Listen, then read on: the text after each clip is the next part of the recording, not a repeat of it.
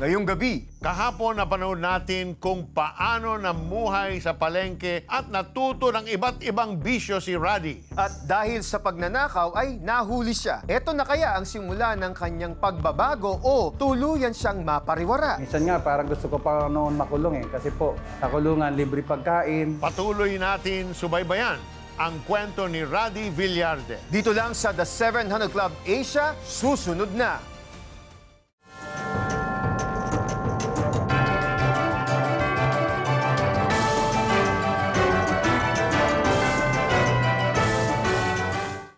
Dahil mga minor de edad, pinalaya rin sila ng walang kaparusahang iginagawad of rehabilitation. Bunga nito, lalo pang nalubog sa gawaing kriminal si Rady. Dumiskarte naman po ako sa sarili ko, yun yung sa pandurukot naman. Tapos sa lisigang, kapag may nakita kang bag, ihintayin mo lang lumingon yung tao, tapos kukunin mo yung bag. Tuloy-tuloy po yung pandudukot ko hanggang sa nagdudukot po sa mga bus, sa mga jeep. Sa gitna ng magulong buhay ni Rady, dalawang Amerikanong missionary kasama ang iba pang Pilipino ang kumalinga sa kanya. Pinatuloy at pinag-aral siya ng mga ito. Pre, tara. Balik na tayo sa palengke. Nakakabagod dito. Masaya pa rin po kami sa ginagawa namin kaysa yun doon sa kahit na may umampun sa amin. Tsaka doon po kasi pinagbabawalan kami. Dapat hindi kayo ganyan. Parang hindi po kami sanay. Masaya po kami doon yung sa may palengke. Kaya naisipan namin umalis ulit kasi nga nagkakapera kahit paano. Pero hindi po nila alam na ganun yung trabaho namin. Ang alam lang nila na nanlilimos kami pero hindi nila alam na gumagawa na kami na nandudukot kami, ganyan, nagnanakaw kami doon. Muling natigil sa pag-aaral si Rady nang umalis ang misyonaryo na kumupkup sa kanya dahil wala ng gabay. Malayang bumalik sa buhay lansangan si Rady. Ito po, Vera. Pandagdag dito sa bahay. Salamat dito, anak, ha? Medyo malaki ang kita ng kargador ngayon sa palengke, ah. Oo. Hindi po alam ng tatay ko na yun trabaho ko. Ang alam niya po, nagkakargador ako sa palengke. Nasa hustong gulang na po ako noon. Doon na po nakumpisa yung talagang pangungulungan ko. Pero karamihan po, dismiss. Dismiss ang kaso ko. Bilarde, Aalis na yung complainant, tapos sabihin na lang sa'yo ng pulis. alam mo ba na hindi tinuloy ang kaso laban sa'yo? Kaya alam mo na, dating gawin. Cellphone lang yan. Babalik kami, magdadala kami cellphone. Minsan nga, parang gusto ko pa noon makulong kasi po, sa kulungan, libre pagkain. Maraming time na sinubukan ko na magbago. Sabi ko, paglaya ko, magbabago ko. Pero hindi rin, paglaya ko, babalik na naman ako sa dati. Sa kanyang pagbabalik sa lansangan, makailang ulit na siyang naglabas-pasok sa kulungan dahil sa pandurukot lang ang alam na kabuhayan ni Rady. Madalas siyang kinukuyog ng mga taong bayan sa tuwing nahuhuli. Yung nabugbog ko sa ko, katapusan ko. Habang binubog na katapusan ko na talaga. Kaya lupay-pay talaga ako bago po ako maipasok sa kulungan nun. Lahat ng suntok, kaya tawag sa akin, Boy Salo. Kasi salo ko lahat yung mga suntok nila Siguro maraming ngipin po nalaga sa akin. Lumipas ang ilang taon, nagkaroon ng ka-live-in partner si Rady. Sa halip makapagbagong buhay, lalong nalugmok si Rady sa masamang gawain at nasadlak pa sa panibagong bisyo. So hindi ko po alam na yung shabu pa noon. So nung pinatikim niya po sa akin shabu, kakaiba pong naramdaman ko, parang naging super saiyan ako. Wala na po akong ginawa kundi tumikim ng shabu na, kundi tirahin shabu. Ang kita ko po, doon na po napupunta sa pagsashabu. Bibilik namin ng shabu ng kalipin ko. Kami dalawa titira lang. 3 years po naman na tumagal na. Muling nadakip ng mga pulis si Rady dahil sa kanyang pandurukot. Sa pagkakataong ito, sagad na ang pasensya ng mga kapulisan kay Rady. Sa kalye, binugbog na po ako ng mga barangay at dinala po ako sa munisipyo. Sir! Bahala dito, sir! Yan na naman? Oo! Salot na dito yan, ah! Kaya kami na bahala dyan. Ikaw na naman? Salot ka na dito, ah! Doon po, binugbog po ako ng mga pulis. Pinagpapalo-palo po, tapos kinoriente po ako. Ang sabi po ng isang pulis na nagbabantay sa akin, Magdasal ka na! Dahil papatayin ka na namin!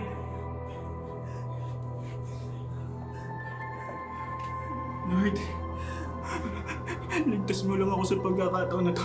Magbabagong buhay na ako. Ano ang kahihinatnan ni Radi sa kamay ng mga pulis? Eric, you see here in the story of Radi an escalation of the crimes he's committing. From very petty, lumalaki at lumalaki. It seems that parang hindi siya takot sa mabugbog, hindi siya takot makulong. Parang it's to him, he's getting used to it. That this is gonna be my life. I commit crime and there's a possibility that I'll be caught. Ganun na lang. He's parang caught in that cycle. Yes, I like what you said na wala siyang takot. Oo. I think ang taong walang takot sa Diyos, wala ka rin kakatakutang iba until you reach that point in your life that there's a legitimate or talagang deep sense of the fear of God. Right. And reverence will follow. Tama, Pag tama. wala yun, Yeah. wala. Lahat. Yeah, wala kang kompas, wala kang direksyon. Yes, totoo yan. Nakita natin sa kwento ni Radi na mahalaga ang papel sa ating buhay ng mga barkada, kaibigan o sinasamahang tao. Sabi nga po sa unang Korinto 15:33, huwag kayong paloloko. Ang masasamang kasama ay nakakasira ng mabuting pagkatao. Kaya piliin natin ang ating barkada o kaibigan. Either itulak nila tayo sa bangin ng kapahamakan o dadalhin nila tayo sa landas ng kabutihan. Ganito dapat ang ating mga kaibigan. Friends bring clarity in our lives and help us grow stronger, more stable. Tama yan, Peter. Relate ka ba sa kwento ni Radi? Lubog ka ba sa bisyo? May tinatago ka bang kasalanan o may daladalang kabigatan sa buhay? Alam niyo po, pwede kayong sumangguni sa ating mga trained prayer counselors. Narito sila para ipagdasal at alalayan kayo. Tumawag lang sa aming hotline 8737-0700 o mag-chat sa Facebook Messenger ng The 700 Club Asia. Bukas ang aming prayer center. 24 hours a day, 7 days a week. Kahit holidays, we're here to pray and give you biblical advice. Samantala, aalamin natin kung bakit pabalik-balik si Radi sa bisyo at kung paano siya namuhay sa loob ng kulungan. Sasagutin yan ni Radi dito na kasama pa rin natin sa studio sa aming pagbabalik. Kaya stay with us.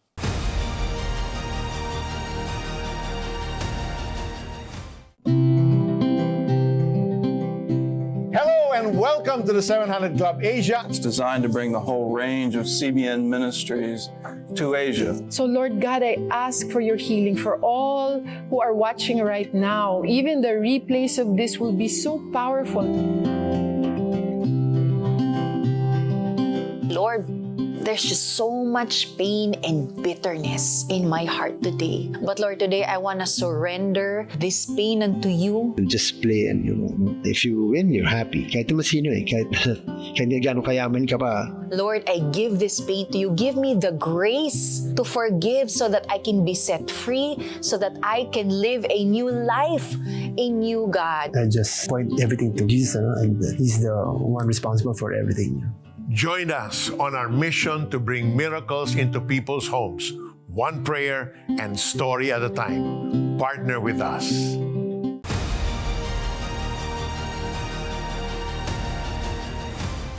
Kanina napanood natin sa kwento ni Radi na ilang beses siyang nahuli at nakulong. Ano kaya ang naging buhay niya sa loob ng kulungan? At bakit siya bumabalik pa rin sa bisyo sa tuwing siya ay makakalaya sa piitan? Para sagutin yan at iba pa nating katanungan, please welcome back sa 700 Club Asia, Radi Villarde. Thank you, Radi. Salamat po, Sir Radi. Thank you po. So, Radi, ano ba ang naging buhay mo sa loob ng kulungan? Naging buhay ko po sa loob ng kulungan. Naging malungkot po ako.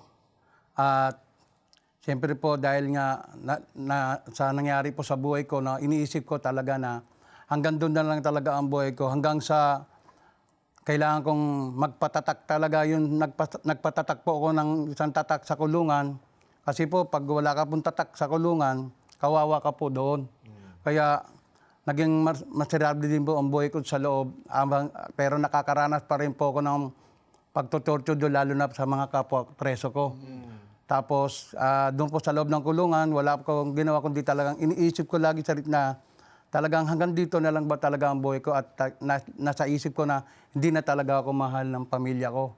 Kaya malungkot po. So, Raddy, alam mo yung nahirapan ka sa loob, tapos makakalaya ka.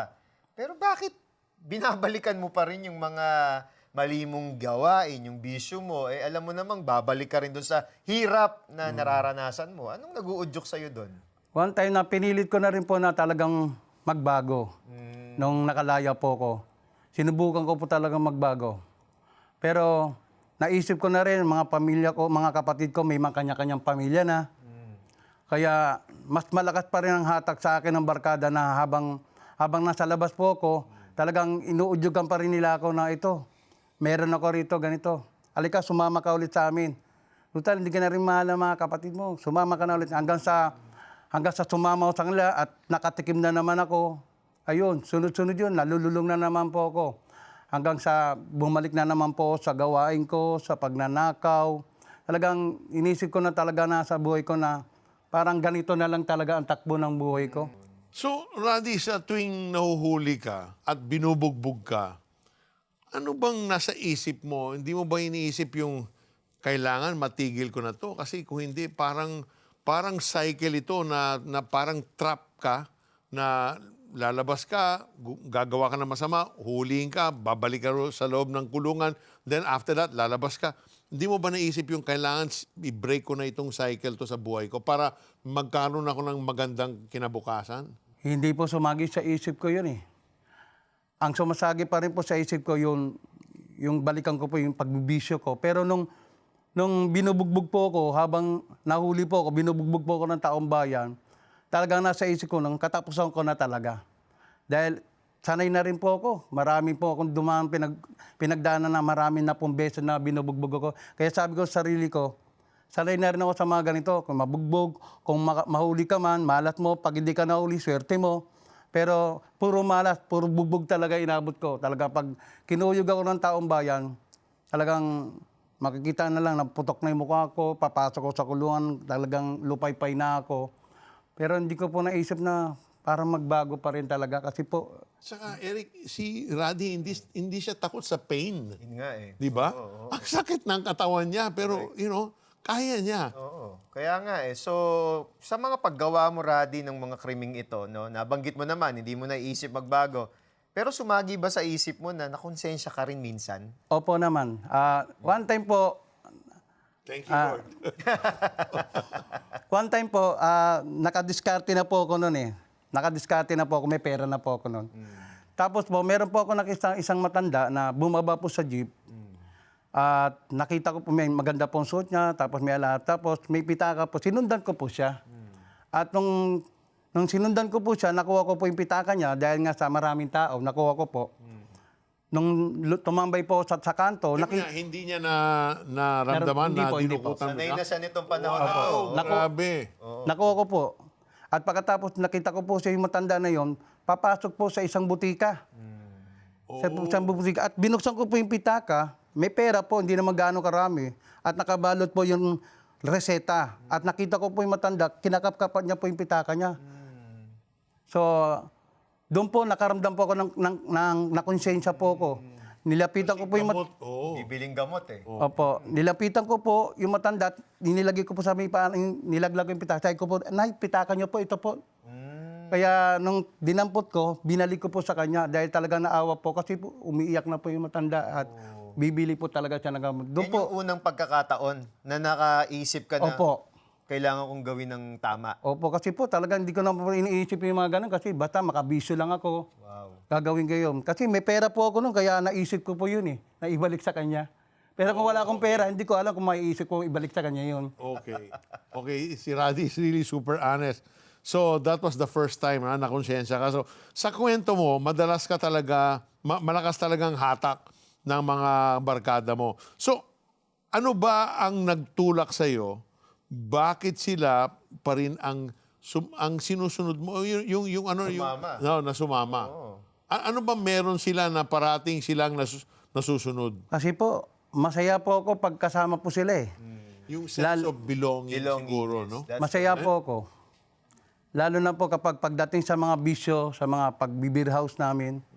Kasi parang sa kanila ko po nakita yung maging masaya po ko, kompleto ang buhay ko kapag nagagawa ko yung mga bagay, nahahatak nila. Lahat this time na gumagawa ka ng krimen, pagkatapos ng kayo gumimik, bumabalik ka ba sa bahay nyo, sa papa mo? Bumabalik po ako, umuwi po sa tatay ko. Every day? Hindi naman po everyday, basta po sumusulpot lang po ako doon. Tinitignan ko po yung tatay ko. Tapos pag inaabutan ko po ng pera, ayaw niya po tanggapin. Kasi alam niya po na galing sa masama. Nabanggit mo, Peter, yung belongingness. No? Talagang basic din yan eh. No? Nakabilang ako, I'm part of this.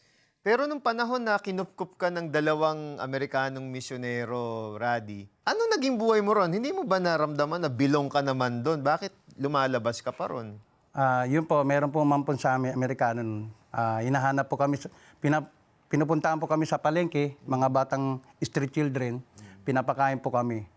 Tapos sabi po ng isang Amerikano, dumito na lang kayo at aalagaan namin kayo. So yung mga ibang mga kasamahan ko, bumabalik sa palengke. At bumabalik pa rin po ako sa palengke. Hanggang sa naano na ako nang binalikan ng Amerikano, inampon niya po ako. Inampon po ako ng Amerikano. At sabi, kung ayaw nila, ikaw na lang. Pag-aaralin kita. So pinag-aral po ako ng Amerikano, grade 5 hanggang grade 6. Pero pagkatapos ng pag-aaral ko po noon, bumalik na naman po ako sa dati ko. Parang hinahanap ko na naman po yung buhay ko noon. Pero nakakarinig na rin po kami ng mga salita ng Panginoon noon. Pinapangaralan kami. Pero bumabalik pa rin po ako sa pagkabarkada po sa palengke. Oh, grabe. So, nagkaroon ka ng live-in partner, Raddy. Ano ang naging buhay mo naman habang kasama mo siya? Nagkaroon po ako ng live-in partner noon. Kala ko magiging maayos ang buhay ko. Pero lalo po lumala. Lalo po lumala. Yung pala naging partner ko, may bisyo rin. Kaya na dating ako lang na sinusuportahan ko sa bisyo, naging 2 na. 2 na kami nagbibisyo. Kailangan lumakas ang kita mo. Kaya lumakas po. Lahat po ng kita ko, sa bisyo na po talaga pumupunta. Bumibili ako ng shabu, alak. Kaya akala ko mapapabuti buhay ko. Tsaka magiging, yung pala, lalo po talagang lumala doon sa naging kasama ko yung babae. Sa punto ng buhay mo na to, Raddy, meron bang pagkakataon na nagsawa ka rin? Yung parang, ayoko na. Sawang-sawa na ako sa ginagawa ko. Gusto ko na rin sumuko. Or, naramdaman mo ba to? Opo. Dumating po yung time na gano'n na parang pagod na po ako. Yung parang nakakapagod din kung ginagawa ko. Paulit-ulit na lang, araw-araw na lang. Pero bakit hindi ko magawang magbago? Sabi ko sa sarili ko, hanggat may barkada na humahatak sa akin, talagang madadala po ako. Pero gusto ko na rin po talaga sumuko noon. Kaya nga, minsan naisip ko, mas gusto ko na lang makulong kasi sa loob ng kulungan, libre ka na pagkain, libre tulugan, at wala, pero gumagawa pa rin ako. Yun pong naisip ko, basta sa akin lang po na magawa ko yung gusto ko, masaya po sa ginagawa ko. Pero malakas po talaga ang hatak, lalo na kapag barkada po. So habang gumagawa ka ng masama, hindi mo ba naisip na nakikita ka ng Panginoon? Lahat yung mga kasalanan natin, di ba? God sees it all. So ano ba yung pananaw mo sa Kanya at that time? Sa akin, naisip ko talaga nakikita ko ng Diyos. Pero lagi ko naman sinasabi na naiintindihan niya ako sa kalagayan ko na yun. Kasi po, God is merciful. kasi po yun po talaga kasi ko, kahit na nakikita ko ng Diyos sa mga ginagawa ko, pero ang sumasagi lagi sa yung magawa ko yung gusto ko, makamtam ko yung mga hinahangad ko, yung talagang magkaroon ako ng bisyo. Lagi ko sinabi, hindi naman grabe itong ginagawa ko eh. Hindi katulad ng iba. Mga ganun ba, sumasagi sa isip ko po. Pero alam ko na nakikita po ng Diyos dahil nakarinig na po ako nung tinuro sa amin na wala tayong maitatago sa Diyos. Yung meron pang nag-ano sa amin ng mga Amerikano. Kaya ginagawa ko pa rin po. Hindi ko na po inisip kung anong mga kalagayan maging yata buhay ko noon. Raddy, sa lahat ng ito, at marami pang iba na alam ko na hindi natin narinig, pero sa lahat ng ito na naranasan mo, ano yung mahalagang aral na pwede mong sabihin na natutunan ko o natutunan mo sa buhay mo? Siguro po sa mga nangyari po sa buhay ko, sa mga pinagagawa ko, dahil nga isa lang pala ang layunin ng Diyos na hinihanda ako ng Panginoon sa mga darating pa sa buhay ko noon. Ibig sabihin, may plano pa talaga ang Diyos sa buhay ko. Kaya po, hindi po nangyari yung mga bagay na yung mawala ako agad sa mundong ito. Kaya naging aral din po sa akin na hindi ko na matanda yung mga ginagawa ko noon. Kaya isa lang po ang alam ko na mahal po talaga ako ng Panginoon at inihanda ako ng Panginoon. Kaya nabuhay pa ako ng araw na yun. Totoo yan. Kaya, alam mo, Raddy, thank you for sharing your powerful testimony. You know what? That's a powerful testimony. At gaya ni Raddy, meron ka rin bang bisyo? O pakiramdam mo, lubog ka sa kasalanan at nais mo na ring makalaya. Alam mo kapatid, may pag-asa pang magbago. It's never too late. Ang kailangan mo lang gawin, lumapit at humingi ng tulong sa ating Panginoon kasi siya lamang ang makakatulong sa atin. Alam niyo po, sabi po sa unang 1, chapter 1, verse 9, subalit kung ipinapahayag natin ang ating mga kasalanan, patatawarin tayo ng Diyos sa mga ito at lilinisin tayo sa lahat ng ating kasalanan sapagkat siya'y tapat at matuwid. Pakiramdam mo ba, liku-liku na ang takbo ng iyong buhay? Pakiramdam mo ba, napakarumi mo na dahil sa dami ng iyong ginawang pagkakasala sa kapwa mo, sa paligid mo, lugmok ka na ba sa bisyo? Hindi aksidente na nakikinig ka ngayon sa palabas na ito, sa mensaheng ito at narinig mo ang buhay ni Raddy. Dahil alam na alam ng Diyos ang pinagdaraanan mo. Tandaan mo ito, hindi bingi ang Diyos sa lahat ng iyak mo, sa lahat ng problema mo at hindi siya bulag, na hindi niya nakikita ang paghihirap mo at lalong hindi maikli ang kanyang kamay para abutin ka ngayon. Maaring nasa ibang parte ka ng Pilipinas o ibang parte ng mundo ngayon, nakikita, nanonood ka ngayon, pero tandaan mo ito, kaibigan, mahal ka ng Diyos. Sabi ng kanyang salita, ganun na lamang ang pag-ibig ng Diyos sa sanglibutan at ibinigay niya ang kaisa-isa niyang anak. At kung sino man ang sumampalataya sa Kanya ay hindi mapapahamak at magkakaroon ng buhay na walang hanggan. Sino man, ikaw yon, ako yon, lahat tayo, kung mananampalataya ka sa Diyos, may pag-asa sa Diyos, may kalinisang inihanda ang Diyos para sa iyo. Kung gusto mong tanggapin ang kaligtasang ito, sundan mo lang ang itong maikling panalangin na ito. Aming Diyos, Ama sa langit, patawarin niyo po ako sa aking mga nagawang pagkakasala sa iyo at sa aking kapwa. Tinatanggap ko po ang libreng regalo ng kaligtasan at buhay na walang hanggan. Simula ngayong oras na ito, ako'y magtitiwala, ako'y maniniwala, at ako'y mananampalataya sa inyo. Sawang-sawa na po ako sa magulong buhay, sawang-sawa na po akong nagtatago sa mga taong nagawan ko ng pagkakamali.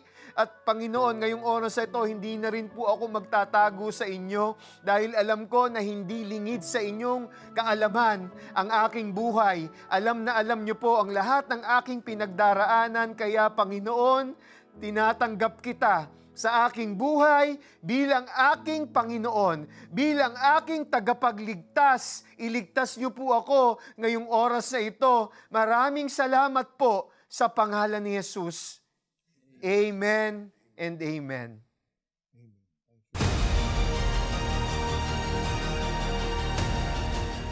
Panginoong Jesus, tinatanggap ko po kayo na aking Panginoon at tagapagligtas. Sumabay ka ba sa panalangin upang tanggapin si Jesus? Narito ang CBN Asia Prayer Center para sa iyo 24/7 upang tulungan kang magsimula ng panibagong buhay na punong-puno ng pag-asa, kapayapaan at tagumpay. Just text YES, your name and location o mag-chat sa The 700 Club Asia Facebook Messenger. Happy 30th anniversary, CBN Asia. I still remember the days when I would accompany my daughter to the studio in CBN Asia because she was a host in one of the children's show during that time. And she had the honor to be able to share the gospel in national TV. I was so thrilled, not knowing that soon after, I too would be given that privilege as the host of 700 Club Asia.